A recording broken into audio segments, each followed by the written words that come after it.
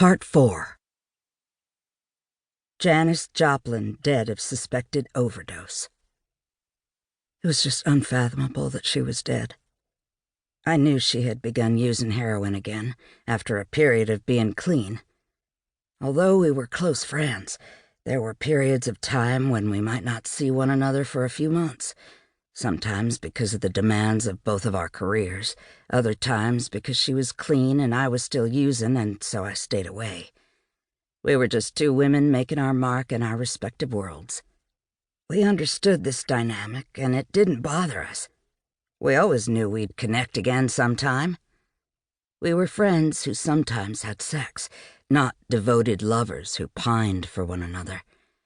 Summer of 1970 had been one of those times when our paths just didn't cross that often. But Janis had gotten in touch sometime that summer, before Jimi Hendrix's untimely death. It was really hot, and Janis wanted to know if she could go lay out on the deck at my house in Coon Hollow out at Stinson Beach. She wanted an all-over tan, and the deck was protected on all sides from prying eyes, yet still had an unbelievable view out to the sea, down through the canyon.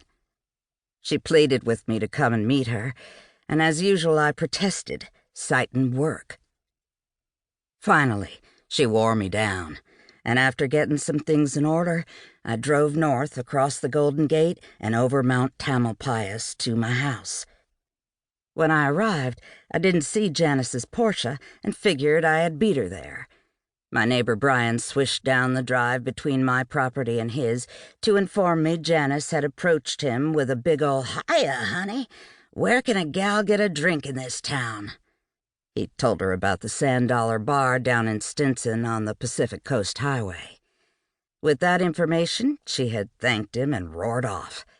I jumped back into my Shelby and headed to the bar. There she was, draped in plumes, a shot in her hand, holding court. She raised her drink high and yelled, "Drinks are on Pearl," the nickname she liked to use sometimes.